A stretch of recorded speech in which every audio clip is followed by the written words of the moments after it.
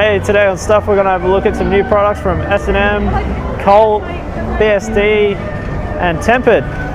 So check it out, man. Let's get started.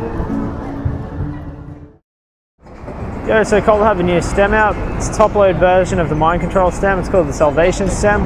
So this takes some of the the aesthetics of the mind control stem and also the reach 52mm. So it's got a nice rounded faceplate and rounded edges. So it's still quite modern looking, but without looking like a block of Swiss cheese. You know, there's no holes in this. It's a good solid stem, but it's not as chunky as the stems from yesteryear. So this one, of course, raises your bars up quite a bit, and still quite a nice smooth look. Got some hollow bolts to save weight. It's made in the USA. Not so much branding on this one, just really subtle sort of Colt logo on the face plate here. We've got these in a raster colorway, so red, green and gold. Got to check these out. Really cool and quite affordable too. Let's have a look at the new Tempered Sprocket. It's like an anchor shape. It's made of 7000 series alloy, 25 teeth, pretty thick, and it's sort of 3D cut. So you've really got to see one of these in person to do it justice. It's really nice. It's good to see someone doing something pretty different with the sprocket design. So we've got the BSD WZA frame, WZA WZA, and it's Mike Jersey Taylor's signature frame. We got this in a 20.6 and a 21.1 inch top tube. It's got just over 13.5 on the back end, 11.5 bottom bracket height, 75 on the head tube, 71 on the seat tube, sort of medium standover height.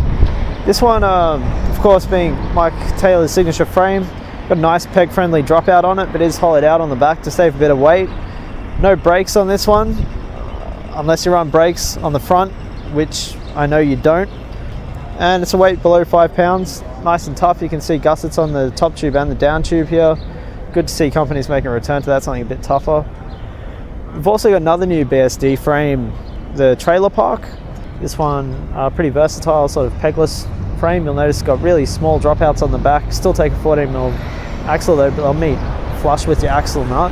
So really clean, smooth look. 74.5 on the head tube, 69 on the seat tube. Really short back end on this model at about 13.25. There is a bit of room in the dropout, so you can move it back a bit if you want a bit of more control.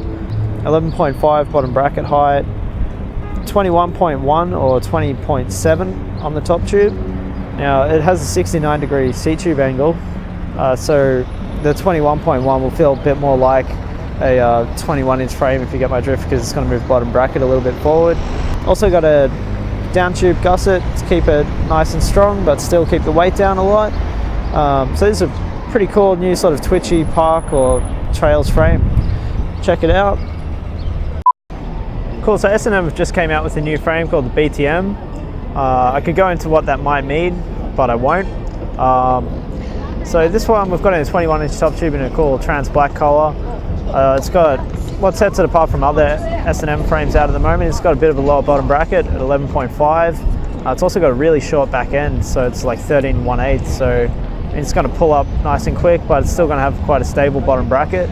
It's got top and down tube gussets, sort of like an ATF, I guess you'd say, but with different geos. 75 on the head tube, 71 on the seat tube.